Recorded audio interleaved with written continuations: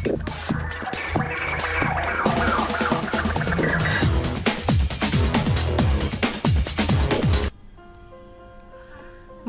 মানুষের জন্যে, জীবন জীবনের জন্যে একটু সহানুভূতি কি মানুষ পেতে পারে না? এটি ভারতেরই ভূপেন হাজারিকার গান। অথচ ভারতে বসে শেখ হাসিনা কুপরামর্শ দিল, আর সেই পরামর্শ গ্রহণ করে মোদি রাতের বেলায় তিস্তা ব্যারেজ খুলে দিয়ে মানুষের ক্ষতি করলো। এটা তাহলে তাদের দেশের ভূপেন হাজারিকার গানের আসল ক্যারেক্টার দুটো। এটাই বলছে লালমনিরহাটের জনগণ। তিস্তা নদীর ডালিয়া ব্যারেজ পয়েন্ট থেকে তিস্তা পানি বেড়েই চলেছে, তলিয়ে যাচ্ছে জেগে থাকা বালুচর। ফলে ব্যারেজের 4টি জলকপাট খুলে দিয়েছে পানি উন্নয়ন বোর্ড কর্তৃপক্ষ। গতকাল শনিবার 15 ফেব্রুয়ারি বিকেল 4টার পর থেকে তিস্তা ব্যারেজ পয়েন্টে পানি প্রবাহ বাড়তে শুরু করে। এদিন সন্ধ্যা 6টায় তিস্তা ব্যারেজ পয়েন্টে পানি প্রবাহ রেকর্ড করা হয়েছে 50.10 সেন্টিমিটার, স্বাভাবিক 52.15 সেন্টিমিটার। অসময়ে বাড়ছে তিস্তার পানি। এদিকে তিস্তার পানির ন্যায্য হিসাবের দাবিতে তিস্তা পারে 17-18 ফেব্রুয়ারি 48 ঘন্টা অবস্থান কর্মসূচি ঘোষণা করেছে তিস্তা পারের মানুষ। এর মধ্যেই পানি বৃদ্ধিতে তিস্তা পারে কৃষকরা আশঙ্কায় রয়েছেন। জেগে ওঠা বালুচরের রসুন, পেঁয়াজ, মিষ্টি কুমড়া, ডাল, বাদাম সহ অন্যান্য ফসল নষ্ট হওয়ার পথে। কৃষকরা একটু আগাম এবার চাষ করছিল, কারণ দেশে খাদ্য সংকট তৈরি হতে পারে। বিশেষ করে পেঁয়াজ তারা ইন্ডিয়া থেকে নিতেই চায় না। অন্যদিকে যেখানে ইন্ডিয়ানরা সবসময় বলে আমরা তোমাদেরকে পেঁয়াজ, আলু আর ডিম দিয়ে বাঁচিয়ে রেখেছি, না হলে তো তোমরা না খেয়ে মরতে, এই খোটা আসলে নিতে চায়নি তিস্তা পারের লোক। আর তাই তারা সময়ের আগেই চাষ করেছিল। কিন্তু ফসল ঘরে তোলার আগেই ওপার থেকে হাসিনার বুদ্ধিতে তিস্তার পানি বাঁধ ছেড়ে দিল মোদি।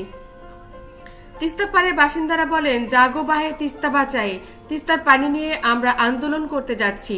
ঠিক তখনই ভারত পানি ছাড়ছে। এটা ভারতের কূটচাল, কারণ এই মৌসুমে কখনো ভারত পানি ছাড়ে না।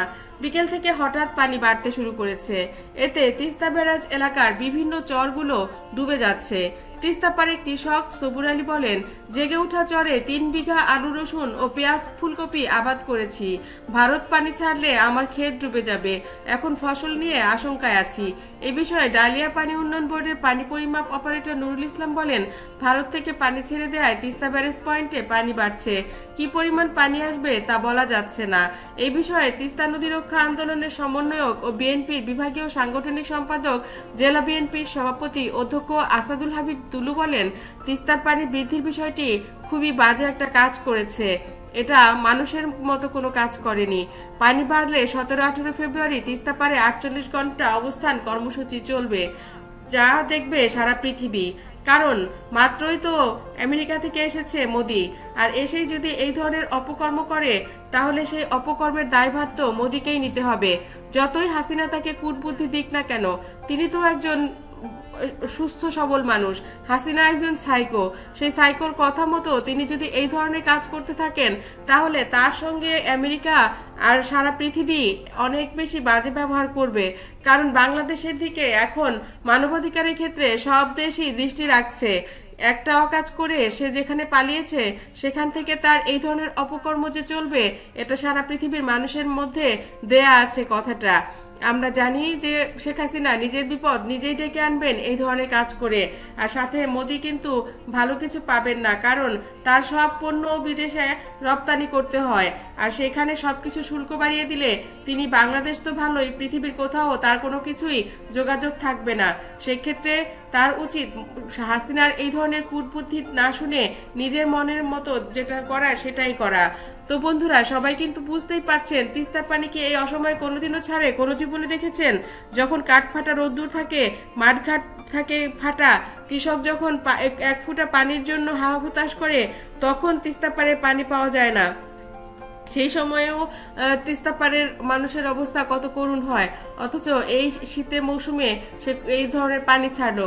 সে তো পানি ছাড়ে যখন বন্যা হয় দেশে তখন, তাহলে এখন কেন? এটা বোঝাই যাচ্ছে এটা কার বুদ্ধিতে সে করলো। তো বন্ধুরা, সবকিছুরই কিন্তু একটা শেষ আছে এই ধরনের পাগলামির। আমার চ্যানেলটি ভালো লাগলে অবশ্যই লাইক কমেন্ট শেয়ার দিন। আর কী ধরনের ভিডিও আপনারা দেখতে পছন্দ করবেন অবশ্যই কমেন্ট বক্সে কমেন্ট করবেন। রিপোর্টার কুলসুম, ঢাকা।